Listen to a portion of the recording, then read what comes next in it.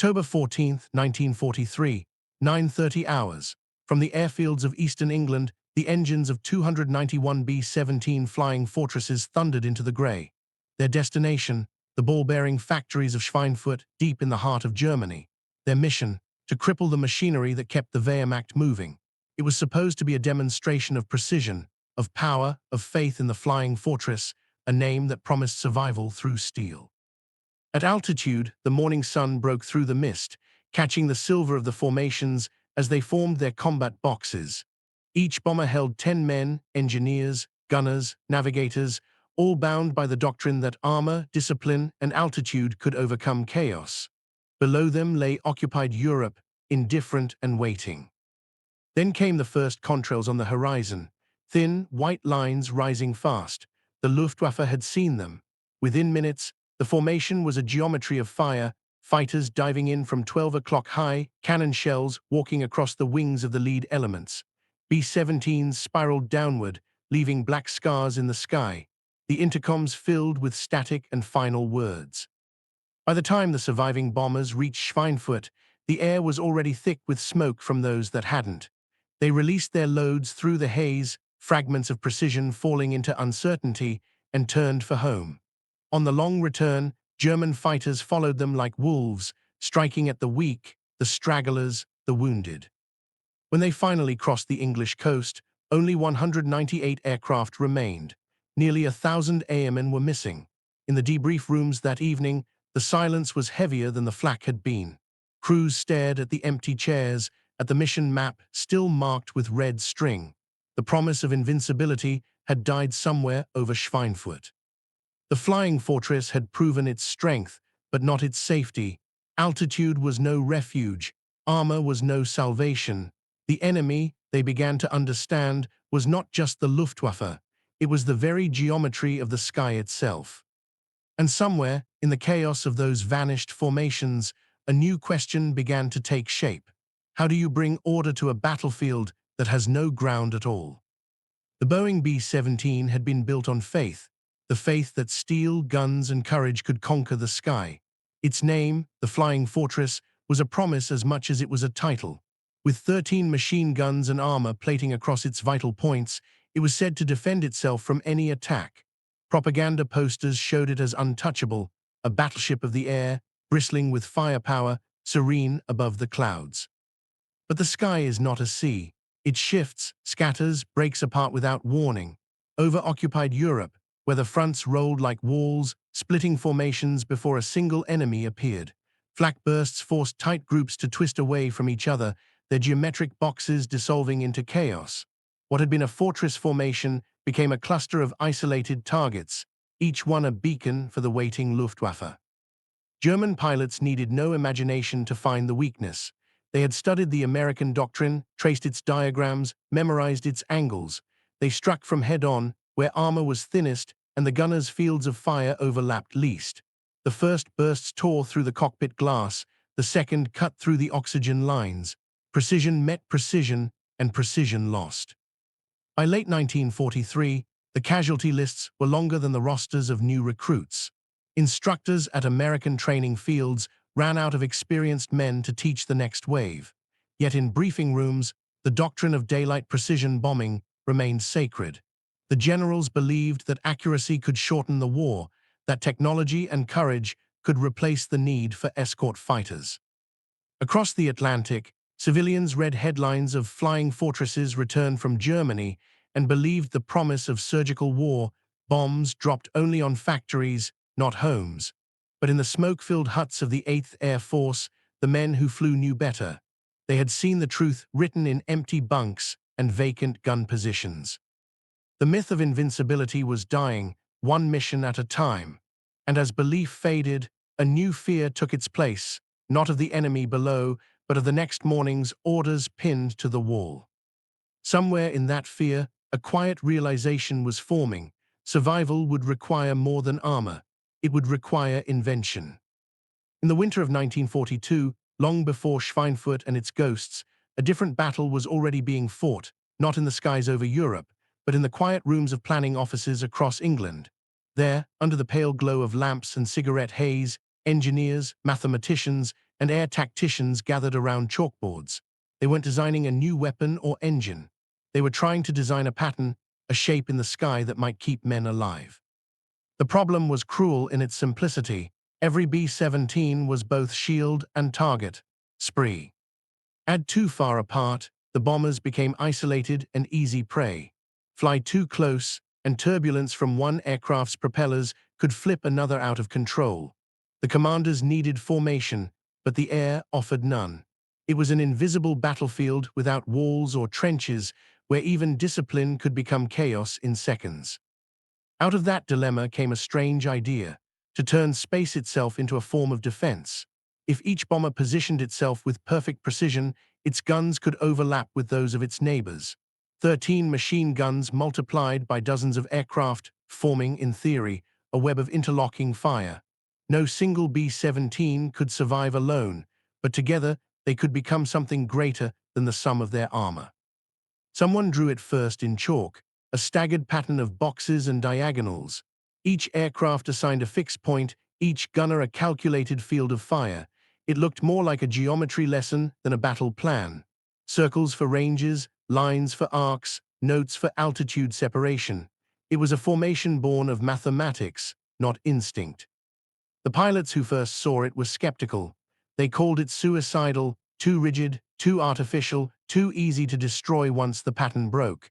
But on paper, the numbers worked. Theoretically, a fortress of fortresses could protect itself. The human cost of testing that theory would be measured later. The combat box, as it was named, became doctrine. Crews would be trained not only to fly, but to think in angles and intervals, to trust geometry more than gut feeling.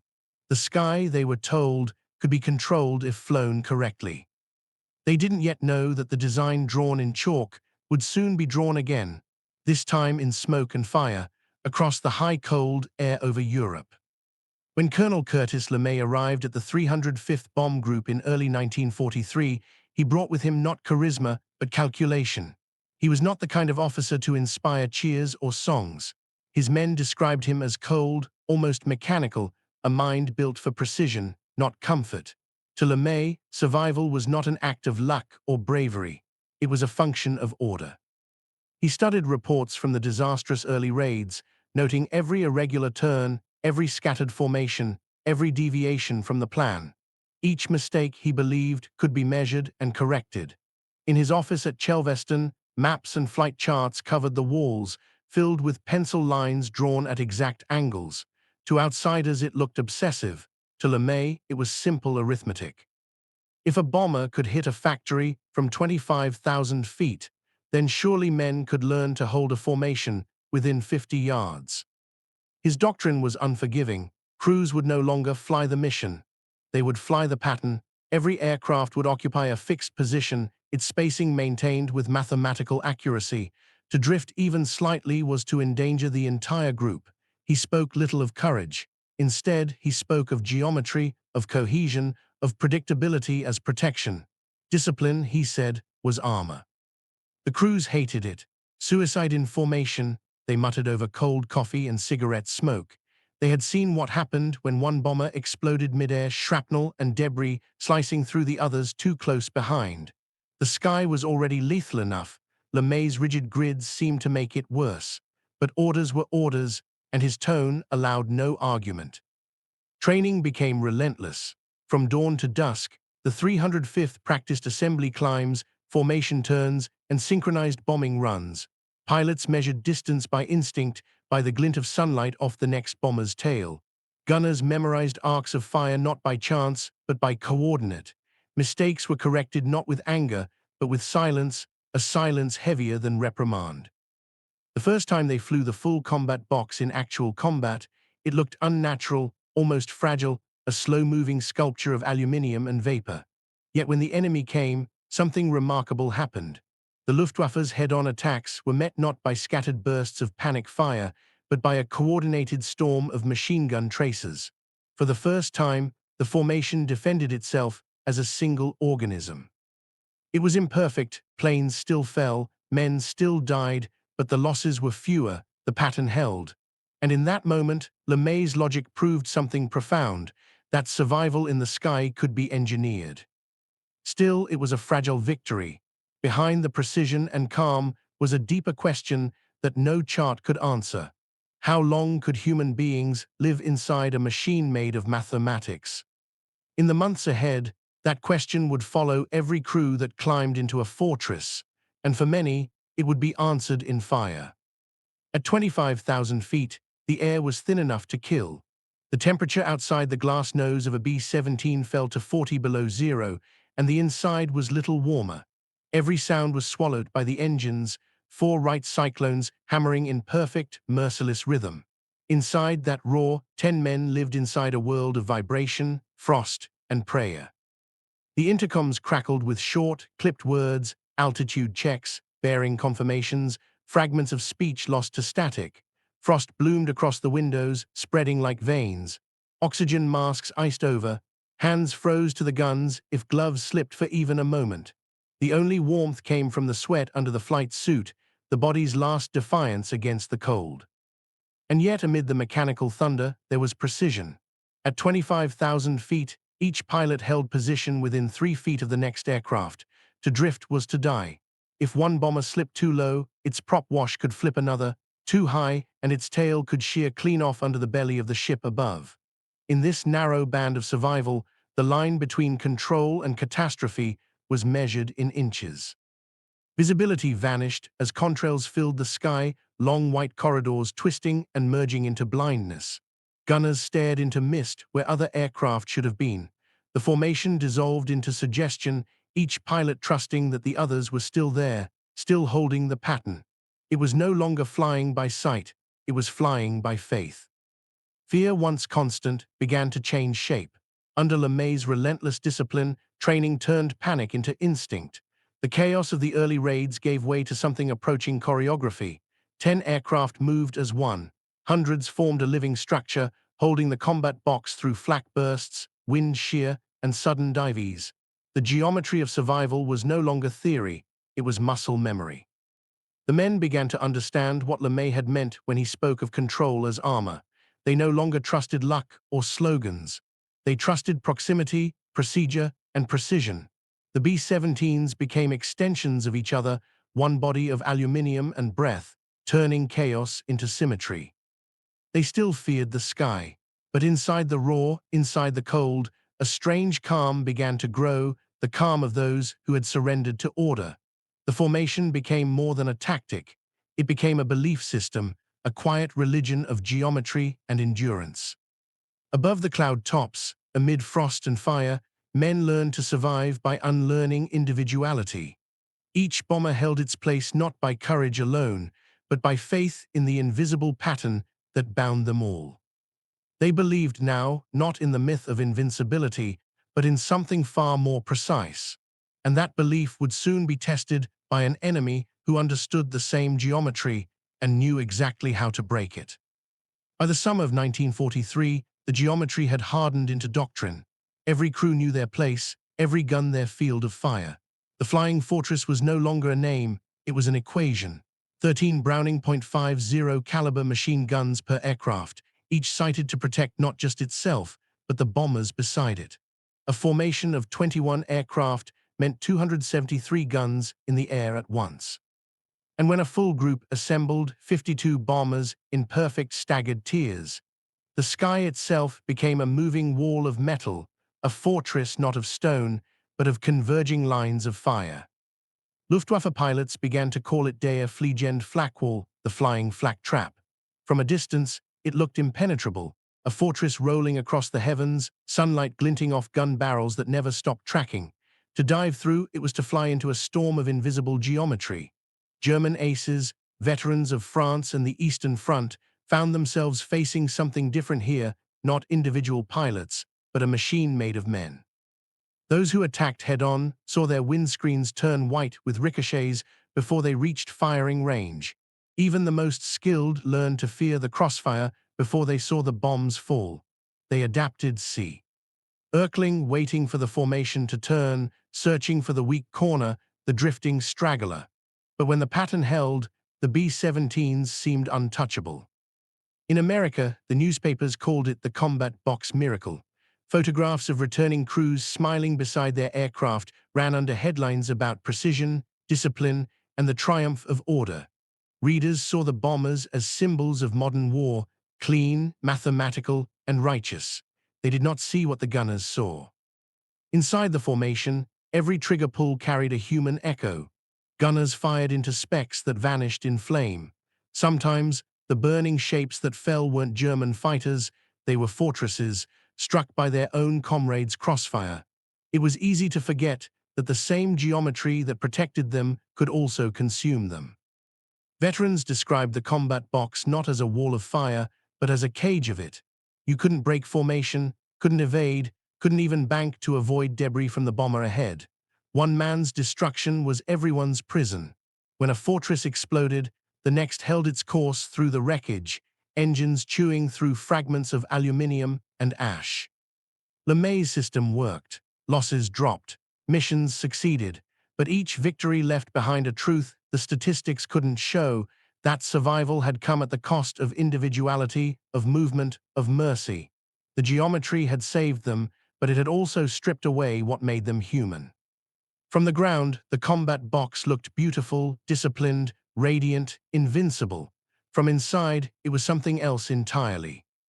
And as the formations tightened, filling the northern sky with the sound of order, far away another sound was rising, the sound of a new German weapon, designed not to fear the box, but to tear straight through it. By mid-1943, the English countryside no longer slept. Dawn after dawn, the fields of East Anglia trembled under the rising thunder of engines. Across Norfolk, Suffolk, and Cambridgeshire, the 8th Air Force had become an empire of motion, its runways carved into farmland, its hangars humming with purpose. The war in the air had reached its crescendo. Each morning, hundreds of B-17s lifted through the mist, their silver wings catching the pale sun, forming a pattern so vast that even the clouds seemed to move in formation. From the control towers, officers watched the sky fill with slow, deliberate order.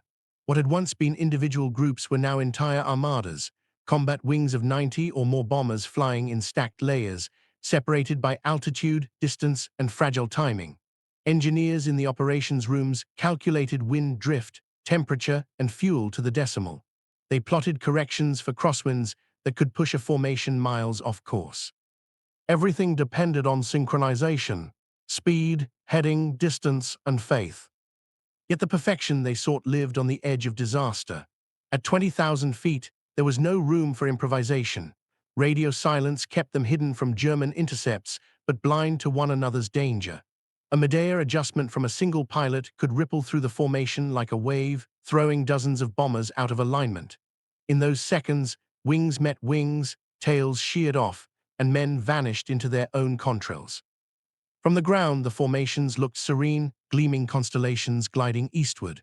From inside, they were a ballet performed at the edge of annihilation. Every turn was calculated, every climb rehearsed, every breath taken at the risk of collision. The combat box had evolved into something larger, a moving cathedral of noise and discipline. The irony was clear to those who flew it. The closer they held to perfection, the greater the danger became. The engineers called it efficiency. The crews called it the Iron Ballet. Each pilot knew his place within the pattern as a dancer knows his mark. The choreography of survival was measured in seconds and degrees. One mistimed maneuver, one hesitation, could send dozens of aircraft tumbling through the sky. And yet, despite the danger, there was a strange beauty in it. Pilots described the view from Formation Center as something beyond comprehension, rows of silver wings shimmering in the high sunlight, contrails weaving a tapestry across the stratosphere. It was both terrifying and transcendent, an orchestra of engines and courage. In that symmetry, men found comfort, even purpose. But for every perfect mission that reached the target, there were others that never returned. Medea collisions accounted for losses as heavy as enemy fire. The discipline that saved them from the Luftwaffe also destroyed them from within. The system worked, but only if everyone obeyed without error and the sky itself cooperated. Still, the raids grew larger. By late 1943, the air over England carried an endless procession of formations, their shadows sweeping across fields and villages like sundials of war. To the crews, each departure felt ritualistic, a repetition of something ancient and unstoppable. They had built a weapon of extraordinary precision, but it demanded precision in return. And as the formations grew denser and the missions longer, that demand began to consume the very men it was meant to protect. Because above the beauty of the Iron Ballet, unseen and waiting, another force was gathering, one that cared nothing for geometry, discipline, or symmetry, one that would strike not at the formation's shape, but at its soul. October 14th, 1943, Schweinfurt again. The second raid, the same target, the same promise of order. This time, the 8th Air Force launched 291 bombers in flawless combat boxes, a living diagram of geometry and faith. The first Schweinfurt raid had been a disaster, but now the doctrine was complete, refined by months of discipline under Colonel LeMay's relentless system. The formations climbed through grey English clouds and spread eastward, a fortress of mathematics in motion. But as the bombers crossed into Germany, the Luftwaffe was already waiting, and they had learned the pattern too. From the contrails above Wurzburg, the enemy descended in silence. No longer did German fighters circle and dart from behind, they came from ahead, directly into the formation's heart. Head-on, cannon shells met aluminium. Rockets streaked through the box before the gunners could align their sights. The interlocking fields of fire that once promised protection now became irrelevant in the split second before impact. Each B-17 was struck not as an isolated target, but as a single point in a greater machine, one that the enemy had studied and learned to dismantle. Pilots saw the front ranks disintegrate before their eyes. Bombardiers were blinded by the flash of exploding oxygen tanks. The geometry held for a moment longer, then began to fracture. The crews fought as they had trained, no evasive action, no breakaways, no disobedience. The doctrine was absolute: hold formation, trust the pattern. Even as aircraft burned around them, they kept their course, flying through debris and flame. The discipline that LeMay had forged held the line, but at a human cost that no chart could account for. By the time the survivors reached England, 60 bombers were gone. 600 men were missing. LeMay returned to his maps. He studied the angles again, remeasured the gaps, recalculated the altitudes. The formations were tightened, the spacing reduced. He added a third layer of stagger, fine-tuned for crossfire coverage. The adjustments were small, almost invisible, but each one came from blood. Every number, every line, every degree of separation was paid for by the men who hadn't come back. In the air, the crews adapted faster than the orders could. Smoke trails became signals, improvised markers for damaged aircraft. Pilots developed silent codes with wing gestures and flare colors. Gunners learned to trace enemy approach lines by instinct, anticipating not where the enemy was, but where the geometry would fail next.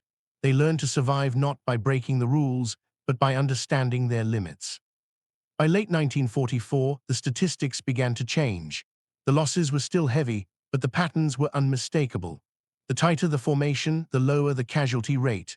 The colder the discipline, the higher the chance of survival. Heroism, the wild dive, the lone breakaway, the personal act of defiance, had become fatal.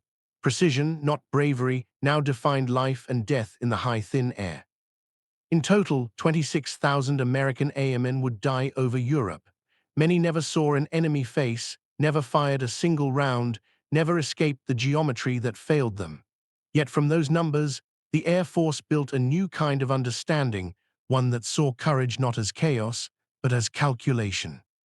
By the end of 1943, the combat box had become a machine of survival carved from loss. The lesson was simple, brutal, and absolute. Perfection in the sky demanded imperfection on the ground. Every improvement, every adjustment came at a price measured not in steel, but in names. And as those names filled the rosters and the grave, one truth became clear: the war in the air was not just a contest of strength. It was a slow education written in smoke, data, and blood. But across the channel, in a workshop filled with blueprints and engines, another lesson was taking shape, one that would soon make even the most perfect formation obsolete. By early 1944, the American air war over Europe had entered a new phase, colder, quieter, and more exact. The days of intuition and instinct were fading. In their place came mathematics. Charts replaced hunches, numbers replaced nerves. The sky, once the realm of bravery and improvisation, was now being measured, divided, and mechanized. At the heart of this new precision was a small glass dome beneath the nose of the B-17, the Norden bombsight. It was a fragile instrument of gyros and mirrors, so secret that gunners swore destroy it before capture. It turned the act of bombing into a calculation. Altitude, airspeed, wind drift, barometric pressure, all entered through dials and levers until the crosshairs stabilized over a factory roof hundreds of miles from the sea. The bombardier, suspended in his glass bubble, was both mathematician and executioner. The U.S. Army Air Forces began testing new lead ships, bombers fitted with the most advanced versions of the Norden and staffed with their best navigators. These lead aircraft flew at the head of each formation, computing the drop for every bomber behind them. At their signal, entire wings released their payloads simultaneously, trusting one set of calculations to guide hundreds of tons of explosives. Precision had become collective, one mind directing an entire sky. Around them, a new class of warrior emerged, the scientists of destruction. Meteorologists studied the upper winds as if they were enemy movements. Navigators plotted courses across invisible grids of longitude and pressure. Engineers adjusted mixture ratios to squeeze another mile of altitude from the engines. Every mission was a laboratory experiment conducted at 25,000 feet. The human element still sat in the cockpit, but it was slowly being surrounded by machinery and data. Inside the formations, the transformation was subtle but profound. Pilots spoke less, the checklists spoke for them. Bomb runs unfolded like rehearsed equations, headings confirmed, altitudes locked, drift corrected. The cockpit became an extension of the laboratory where success was measured in decimal precision. Each man performed his duty within a system too vast to see entirely. To miss a mark by seconds could mean entire factories spared. To hit precisely meant cities erased. On the ground, the arithmetic of war grew colder still.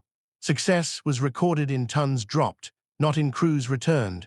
Reports spoke of operational effectiveness and damage assessment ratios. Airfields celebrated record payloads while replacement crews filled the empty bunks. The moral vocabulary of combat had been replaced by the language of industry, input, output, efficiency. And yet beneath the numbers, questions began to form. What did it mean to fight a war so abstract that the enemy became a coordinate? What happens when the precision of a machine replaces the conscience of a man? In the endless rhythm of missions, the distinction between killing and surviving blurred. Each bombing run was both destruction measured by life preserved. The airmen felt it, even if they could not name it. They returned from missions to briefings filled with percentages and photographs, the grainy images of burning cities framed as proof of progress. Some took pride in the accuracy, others looked too long at the shapes beneath the smoke. The precision that had saved them was also what made their work inescapable. By late 1944, the sky over Europe had become a mechanical system, every human a moving part within it. The combat box, once born of fear and necessity, had evolved into something larger, a symbol of an age learning to trust calculation over courage. The air war had become industrial not just in scale, but in spirit. In the mess halls, men still told stories of heroism, but the truth was quieter, colder, more mathematical. Victory now belonged to those who could think like machines. And in the factories back home, where new bombers rolled from the lines and new instruments were assembled by steady hands, the next generation of engineers were already asking the question the crews could not. What happens when war no longer needs the men inside the machines? February 20th, 1944.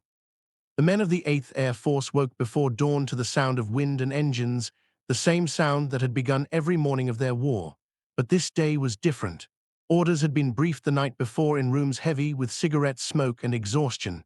5 targets, 6 days. Every factory, hangar, and airfield that kept the Luftwaffe alive was now on the list. The operation had a simple name, short and cold: Big Week. For months, the war in the air had been a stalemate. The Americans bombed by day, the British by night, and the Germans fought both. But by early 1944, the balance had begun to shift. Thousands of new aircraft filled England's runways. B-17s and B-24s lined wingtip to wingtip, silver under frost and cloud. The sky above East Anglia no longer belonged to the weather. It belonged to geometry and willpower. When the first formations rose through the haze, they climbed not as bombers, but as architecture stacked combat boxes locked together, the culmination of a year's learning, bleeding, and refining. Each ship's position was measured by altitude, by bearing, by mathematics. It was the iron ballet perfected, scaled to the horizon. The target, the German aircraft industry itself. By noon, the skies over northern Europe were filled with silver. From Hamburg to Leipzig, from Gotha to Regensburg, entire cities watched the pattern arrive.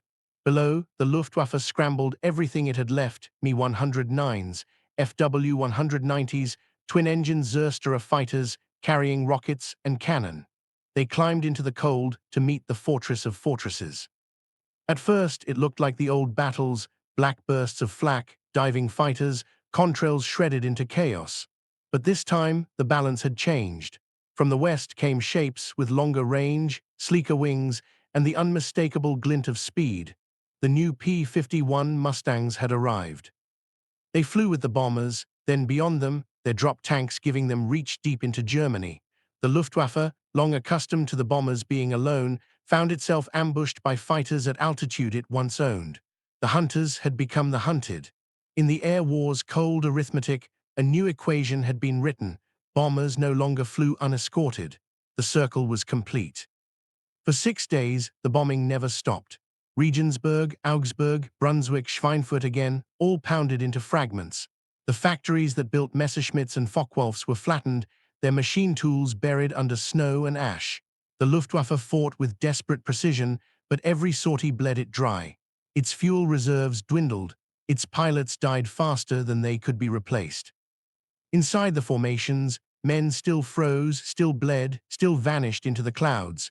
Big Week was not bloodless. Nearly 600 bombers failed to return, but for the first time, the losses were sustainable. The pattern held. The combat box had gone from defense to offense, from survival to supremacy. On the final day, as the surviving bombers turned for home, the sky behind them was scarred with contrails that stretched for miles, white signatures of an empire of air. The men who flew it could not yet know what they had done, but historians would later mark those 6 days as the hinge of the war above Europe. The Luftwaffe's strength had not vanished overnight, but it had begun to break, not through courage or miracle, but through organization. The discipline that once seemed a burden had become a weapon. For the first time, the bombers crossed the Channel without fear. For the first time, the fortress truly lived up to its name. But victory in the sky brought a new question to Earth. What happens when mastery of destruction becomes its own reward? By the spring of 1944, the war in the air had outgrown imagination.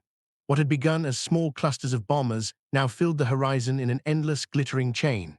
From the ground, villagers in France and Belgium looked up and saw it, a river of silver stretching from one end of the sky to the other. 100 miles long, 3 miles wide. A single, unbroken stream of steel and vapor flowing eastward toward the heart of Germany. Inside that stream, every movement was measured. Pilots held formation by the second, navigators marked positions by the minute, engineers adjusted engine mixtures by the degree.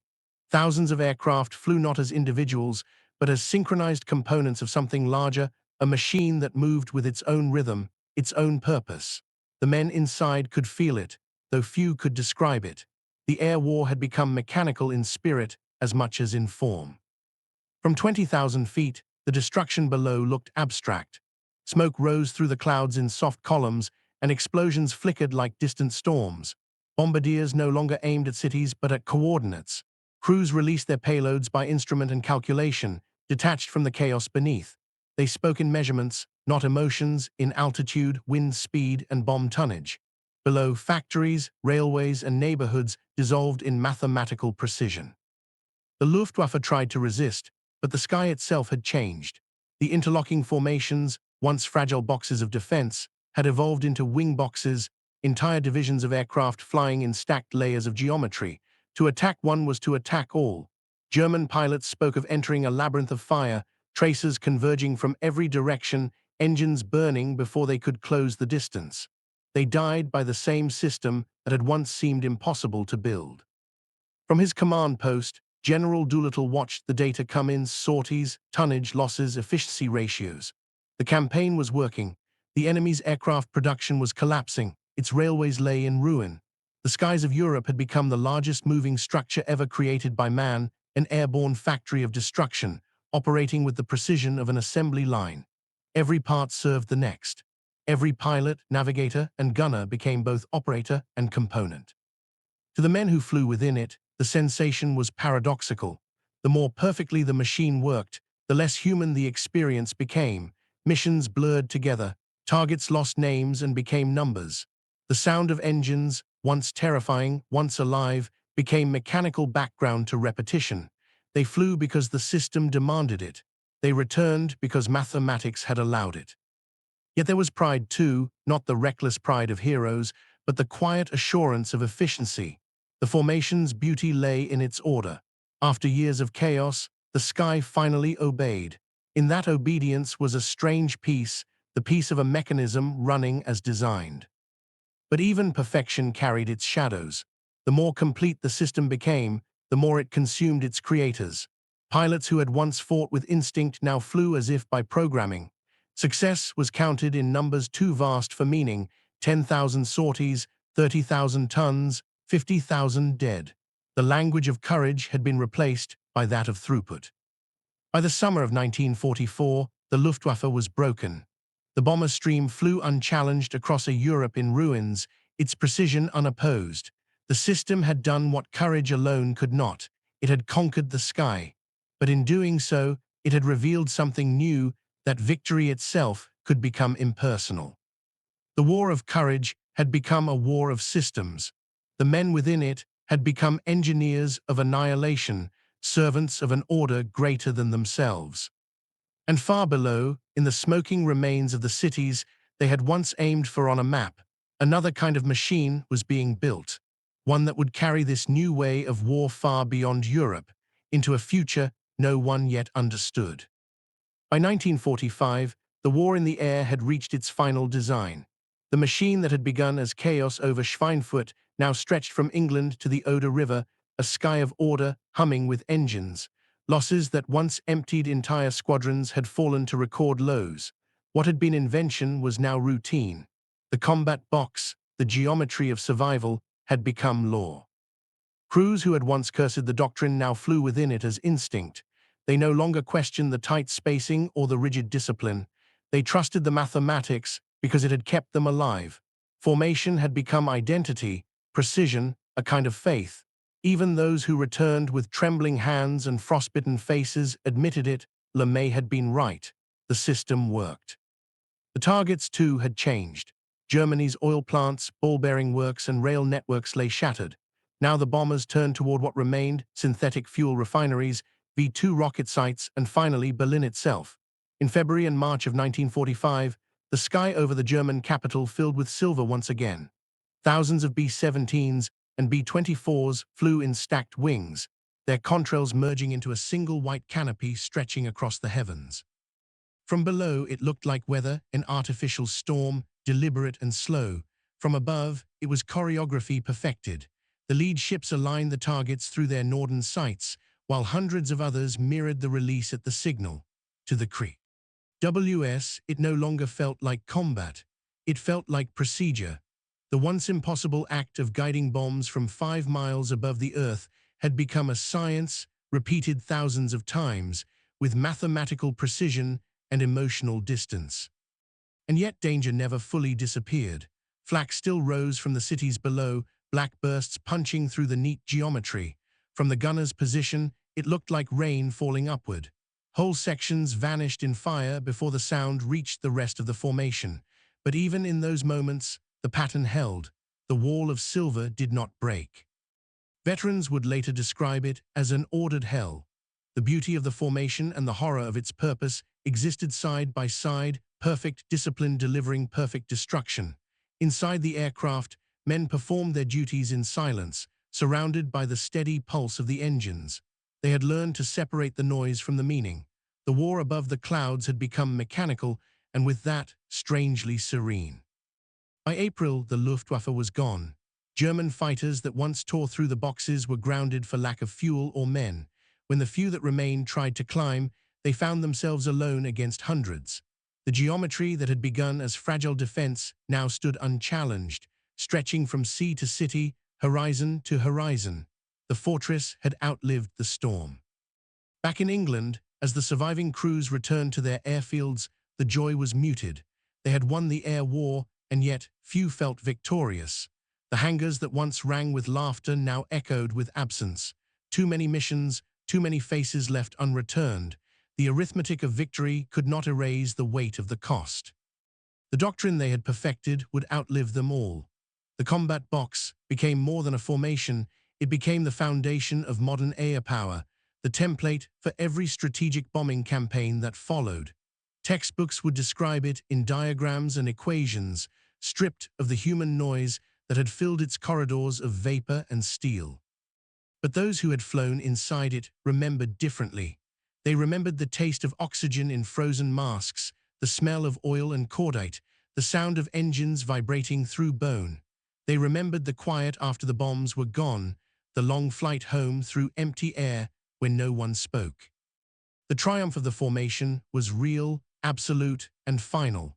It had conquered the sky through discipline and design, but in its perfection lay a silent truth: that victory achieved by machinery demands a part of the soul in return. And far below, in the ashes of the cities they had erased, the world was already beginning to ask the question that would define the next war. If man could master the sky so completely, what remained beyond his control? When the guns finally fell silent in Europe, the numbers began to speak in their place. 26,000 American airmen were dead. 1 in 3 had never returned. They had vanished not into legend, but into the weather, into the gray altitudes where names dissolved into data. The doctrine that had saved so many by the war's end had first consumed its own believers. For the engineers and commanders, the figures were proof of progress. Loss rates had fallen, targets destroyed, the air war won by method, not miracle. They called it the triumph of precision, a system perfected through sacrifice. But for those who had flown inside the steel geometry of the combat box, the perfection they achieved carried another name: survival through surrender. The men who came back spoke of the formation with a strange reverence, as if it were both God and prison. They described its beauty, the symmetry of wings catching sunlight, the order that kept chaos away. But they also described the cost of that order: the silence inside the intercom after a ship exploded, the reflex to hold position even when a friend was burning beside them. Precision had become not just a tactic, but a faith, one that demanded obedience in exchange for life. In the post-war years, the engineers and planners gathered their results. Charts showed efficiency curves, bombing accuracy, sortie ratios. They measured the war as a mechanical achievement, a sequence of innovations perfected through feedback and error. The human element, the sweat, the fear, the weight of loss, was filed into appendices. On paper, the doctrine was elegant. In memory, it was brutal. Survivors struggled to reconcile the two wars they had fought, the technical and the human. The briefings had spoken of altitude, drift, and fuel loads. The men remembered frostbitten fingers, engines coughing smoke, the smell of burnt oil and blood inside pressurized cabins. They remembered the strange quiet of the return flight, when the formation thinned and no one dared ask who was missing. The reports praised accuracy rates. The chaplains counted funerals. In towns across America, the airfields emptied, but the barrack KS stayed full, filled with ghosts. Mothers received medals in wooden boxes. Wives received letters written weeks before their husbands were lost. The Air Force called it the price of mastery. The survivors called it something harder to name. Some turned that faith in precision into their post-war lives. They became engineers, mechanics, pilots, men who continued to believe that control could keep chaos away. Others could no longer stand the sound of engines. For them, the war had proved the opposite, that no amount of order could quiet what the human mind carried home. By 1945, the doctrine of the combat box had entered the textbooks, a model of modern air power, cited in manuals and academies. It was praised as the turning point that had turned fear into structure and structure into victory. Few of those who wrote those pages had flown within it. Few had seen what perfection looked like from the inside. Because from the cockpit, perfection was not a triumph. It was endurance, a fragile balance between calculation and catastrophe. The system had worked because men had learned to suppress everything human that could disrupt its rhythm. It was, in the end, a victory of mathematics over instinct. The sky had been made orderly, but the chaos remained inside the men who survived it. Perfection was achieved, yes, but never forgiven. And as the new peace settled over the ruins of Europe, another kind of war was already beginning, one that would take that same belief in precision and carry it far beyond the clouds, toward a new weapon built not of steel or wings, but of light. When the guns of 1945 finally fell silent, the formations did not disappear. They simply changed shape. The combat box, that fragile floating geometry that once filled the skies of Europe, was no longer made of bombers and men, but of policy and mathematics. In the ashes of one war, its logic became the blueprint for another. In Washington and Moscow, strategists studied the diagrams of LeMay's formations with the same reverence their predecessors had studied battlefield maps. They saw in the combat box not just a tactic, but a philosophy, a system of survival built on coordination, deterrence, and interlocking fields of power. The pattern that had once protected bombers over Schweinfurt was reborn in the age of the atom. By the 1950s, the U.S. Strategic Air Command, under the same Curtis LeMay who had once demanded perfection in formation, applied the same discipline to a new kind of sky. The B-52 Stratofortress replaced the B-17, stretching the pattern across continents instead of miles.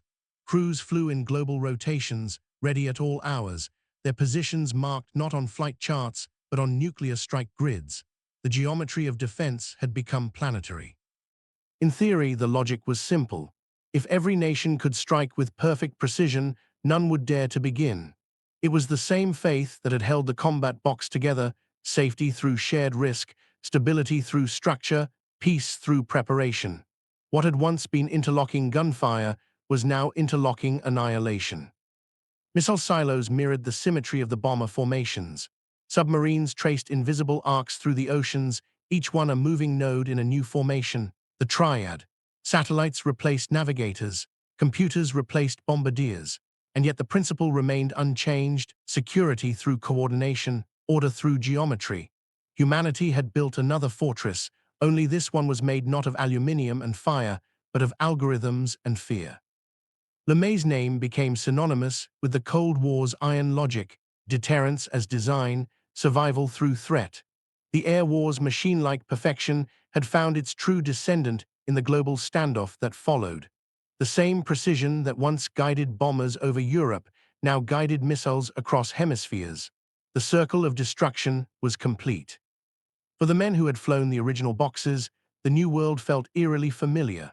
Veterans of the 8th Air Force, now gray-haired, visited air museums where their youth sat behind glass, Norden bombsights, flight jackets, and photographs of the endless formations. They traced their fingers along the smooth aluminium of restored B-17s and felt both pride and unease. The doctrines born from their survival had outlived their purpose. They recognized the irony too clearly to ignore. The combat box had been built to save lives through cooperation, through the shared geometry of defense. Now its legacy ensured a peace sustained by the threat of instant, total destruction. What had begun as a way to impose order on chaos had evolved into a system that could erase order entirely. The sky they once conquered had grown silent. No contrails crossed the horizon, no engines thundered in rhythm. Yet that silence was not peace, it was tension, held aloft by invisible formations. The geometry still existed, drawn not in vapor trails but in radar screens, deterrence grids, and global alert systems. The logic of the box had survived its creators, replicated across generations of machines that no longer needed men inside them. In the end, the B-17's true legacy was not its wings, nor its guns, nor its victories. It was its idea that safety could be engineered, that precision could master fear.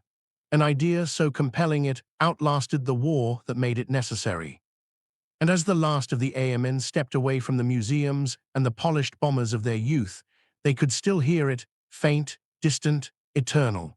The hum of engines long gone, still echoing through the ordered sky they had built, and through the world that still lived beneath its shadow. But in that hum, another question lingered. What happens when a system built to preserve life learns to do without it? By the end, the sky no longer belonged to nature. It belonged to design. What had once been a realm of chance, of weather, wind, and wonder, had been charted, divided, and measured into submission. The men who had entered it seeking survival had turned it into a weapon. The combat box, born of desperation, had become a symbol of something larger, the human impulse to impose order on chaos, even at the cost of humanity itself. In 1943, it was geometry on a chalkboard. By 1945, it was the architecture of death. Each line, each interval, each calculation transformed the sky into a mechanical sanctuary, a fortress not of faith, but of mathematics. Discipline had replaced instinct, precision had replaced courage, and through that precision they had survived. But survival, they discovered, could also kill something essential. The men who flew within those formations carried the paradox all their lives. They had seen how control could save and how control could consume. To hold formation meant life, to break it meant death. They had learned to trust the pattern more than themselves. Years later, when they spoke of it, their words were quiet, almost reverent, as if describing a religion born from fear. They remembered the sound of the engines merging into one continuous note, 10,000 cylinders pounding in unison until individuality vanished. They remembered the sight of silver wings layered in sunlight, so close that a hand could almost touch another fuselage. To them it was beautiful, terrible, and absolute. The sky had become a grid of survival, perfect, unyielding, inescapable. What began as protection had turned into annihilation. The same formation that once shielded its own became the instrument that erased cities below. Factories, railways, and homes dissolved in the precision they had built to defend themselves. Every innovation carried its shadow, every step toward mastery cast a reflection of destruction. They had built the perfect system, and in doing so, discovered that perfection in war leaves no room for mercy. The veterans who survived it came home to skies that seemed too quiet. The order they had created lingered in memory, not in sound or sight, but in the discipline that never left them. They spoke little of heroism. Instead, they spoke of duty, of calculation, of how safety had required surrender. In the mirror of history, their triumph was clear. In their eyes, it was complicated. For historians, the combat box remains a marvel, a technical solution to an impossible problem. But for those who lived inside it, it was a cage made of reason. They had brought order to the heavens, only to find that the cost of control is permanence. Once humanity learns to shape destruction with precision, it never unlearns it. The sky that had once symbolized freedom became the deadliest grid ever drawn. What began as 13 guns on a single bomber multiplied into hundreds, then thousands, a rolling storm of geometry and fire. The bombers that filled it were not just machines, they were a reflection of their makers, intelligent, disciplined, and willing to sacrifice beauty for efficiency. They built it to survive. It became something more and something less. The formation that once saved them also defined them. In mastering the sky, they had made it an extension of themselves, a mirror of human order and human fear. And as the last contrails of that war faded from the horizon, one truth remained suspended above it all, quiet but unshakable. In the pursuit of control, mankind had turned the sky itself into the ultimate weapon.